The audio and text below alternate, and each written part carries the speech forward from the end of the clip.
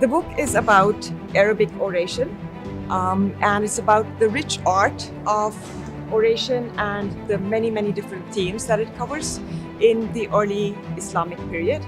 It also talks about the influence of the classical oration on the development of Arabic prose and on the ongoing influence on modern Arabic sermons as well. So we find the themes, the language, the style, all of this is emulated and in current day practice as well. The term that I've used for the title and throughout the book, oration, is actually a translation of the Arabic word khutbah, and the art of oratory or oration is khataba in Arabic.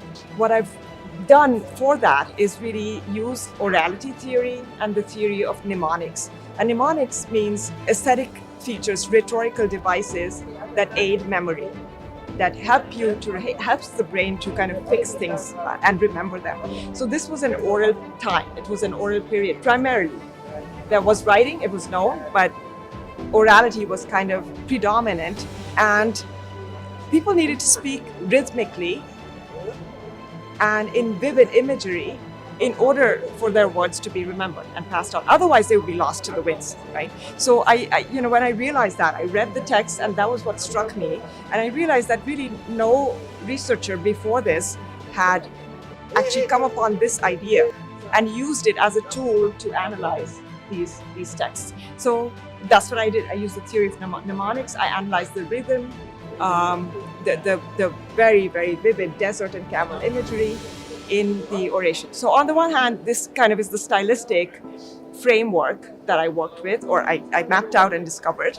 And then I also, this is a very rich field. So I also realized that it covers so many life functions. And it's really a microcosm of the thought, the history, the theology, the lived lives of these people from the 7th century AD. And so I parsed through the book, the characteristics, the issues of preservation and transmission, the question of authenticity, the characteristics of style, the dynamics of orator-audience engagement, and the negotiation of authority. I've also kind of talked about the major types of oration, and these are some things that I named earlier: the battle oration, the pious council oration, the Friday sermon, and the political speech, as well as women's speeches, actually, which are also very interesting. They're few, but they're very, very beautiful and very powerful as well. The final kind of 2 chapters go through the influence of the early oration on the development of the chancery epistle, the risala, and how that kind of major genre of written prose then developed into the many different genres of Arabic literature. So from that perspective, khataba, oratory, is really the mother of Arabic prose. It's really, really important. And then the final chapter, for which I kind of did a lot of interesting visits to Egypt, to Iraq, to Turkey, to India, and some other countries where the Friday khutbah is alive and really important.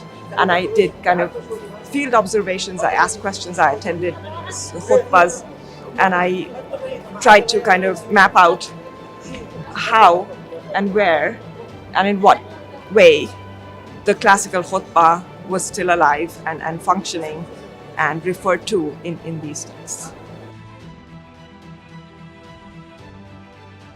The first thing that I want to say, especially for the audience in the Middle East, right? So I want to say to you, as Arabs, as people who have inherited this enormous treasure trove of riches, which is the Arabic cultural, religious, literary heritage, I want to say, be proud of it, yeah? These are amazing texts. And so it's really, really important to learn English and other things as well, and medicine, and all of these things are really important. But really, please focus also and very much on your heritage and learn Arabic, classical Arabic, read these texts, use them, be proud of them, enjoy them.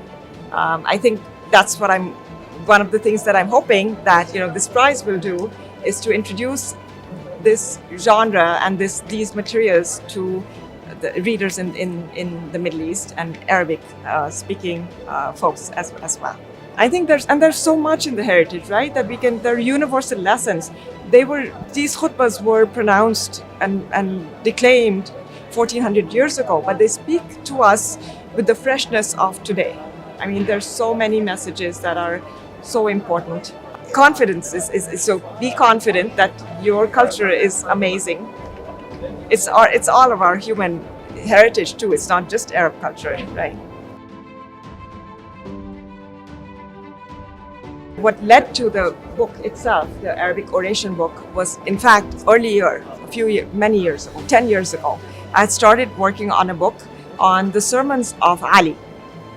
And when I started delving in and going deep, I realized, and trying to kind of figure out the parameters of the genre of khataba, I realized that no one had worked on this much at all. That it was very much a virgin, the genre, the idea of oration. So I pivoted to that, and I was just finishing that up, and then I kind of coming back to the Ali project at the beginning of 2020.